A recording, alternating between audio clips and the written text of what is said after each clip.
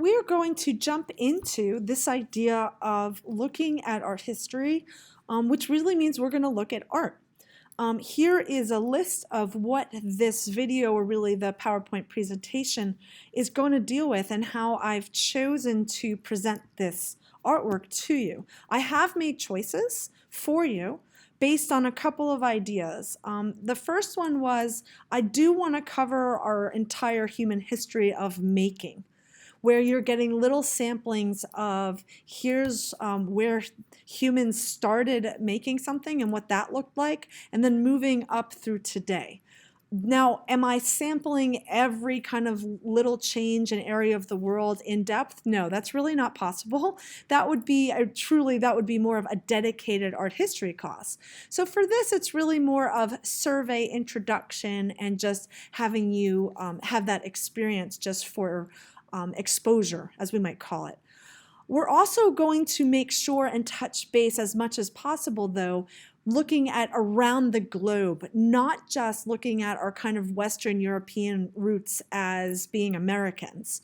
So that's important to me, that we're seeing what's happening globally, and not, just this, okay, here's these painters that we've always looked at and they kind of inspired these particular artists in America today. Also, we're going to, it is chronological, but it's also done using our kind of time chunks following Western European history. So it's going to follow kind of how time is broken up in your history classes. I did that because it's what we're familiar with. We're comfortable with it, not because I'm trying to say this is the only way to look at like time in terms of art making around the world and how it developed. So those are just some of the things I want you to keep in mind. But here's a quick survey of kind of some pieces I've pulled of where we start and kind of where we head into. So moving forward, I found these quotes that really helped guide why I'm doing this for all of you. So it's important to me that as you continue to consider this world of art in a class, that you do look at, our history. What have people made in the past? Why? Where is it coming from? What was their inspirations? What did they have access to? Why were they making what they were making? And I think that's really important, and it's a great way for us to re-look at this thing called history, but through the lens of art. So we're going to jump in, and for this video, we are sticking with just really two time chunks. We're going to look at this prehistoric art, and then I'm going to head into kind of really ancient civilizations and their art forms. So starting off with this, I have given you a list of, what do we know about these images that have been left behind for us to still get to experience and see today. So we're starting with the earliest things humans managed to make. And the way I frame this up is, to me, anything that these peoples managed to make is amazing to me.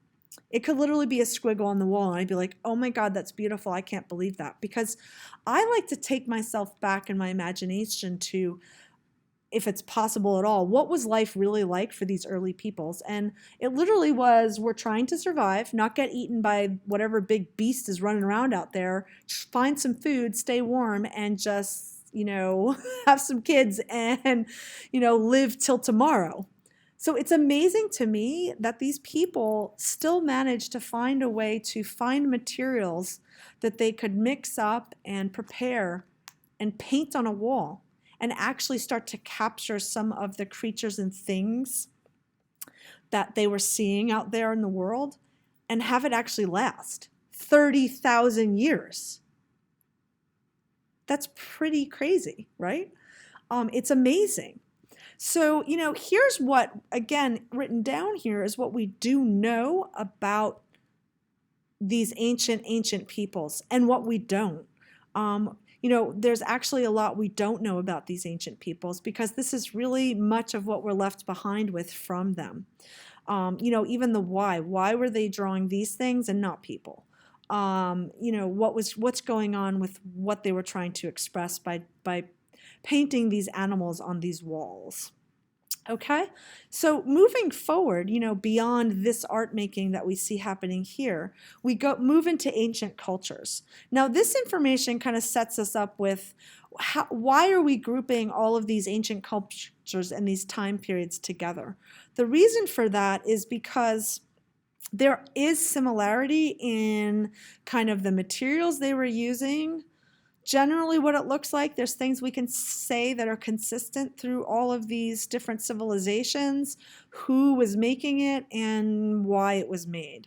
Are there differences within the similarities? Absolutely. Like each culture has its own particular look, but yet there are some big, broad paintbrush painting things we can say about all of them.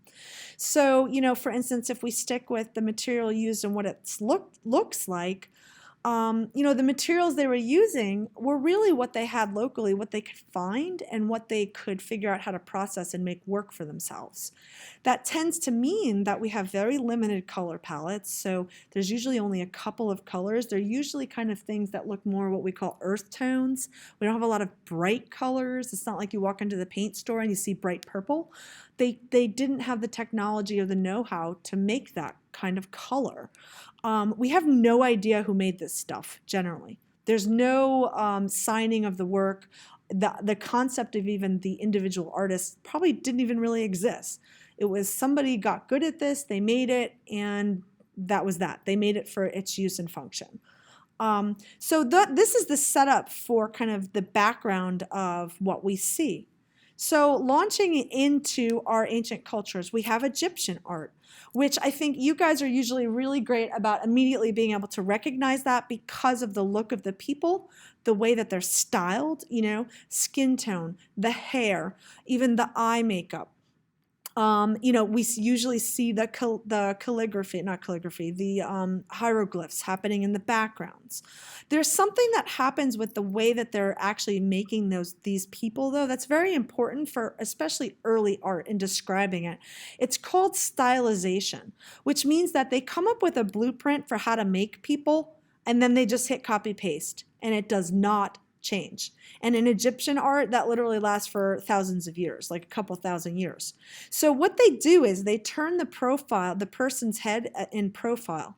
Their shoulders are fully facing us, which is already kind of odd. And then the body slowly kind of turns a little bit, and then the feet go back to profile.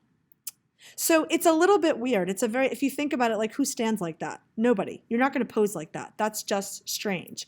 The reason they're doing this is because this is how they figured out how to draw people successfully on that flat surface. And it worked for them. They're like, okay, good.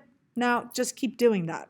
So there's no development of kind of, getting beyond this look for how they're drawing people. So that's something to keep in mind. That's one of the things with these ancient cultures we see, is they kind of come up with this system for the way to represent things, and they just keep repeating it over and over again. So moving into ancient Greece, that's our next early civilization.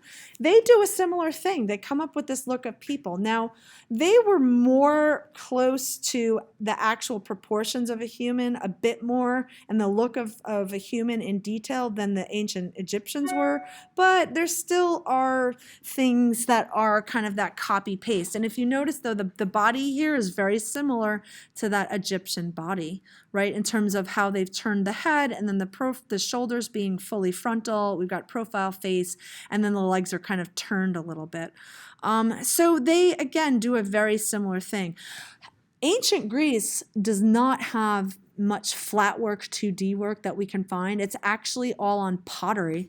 So a lot of what we're left behind with them is either sculptures, architecture, or this stuff. So that's another way to know that it's an ancient Egyptian artwork is, it's going to be very simple colors because it's on a pot. And this was actually, they only had a couple colors they could figure out how to use for pottery, which was this black, an orange, kind of a reddish color, and then some white. So very little color variation, which is one of the themes of these ancient civilizations.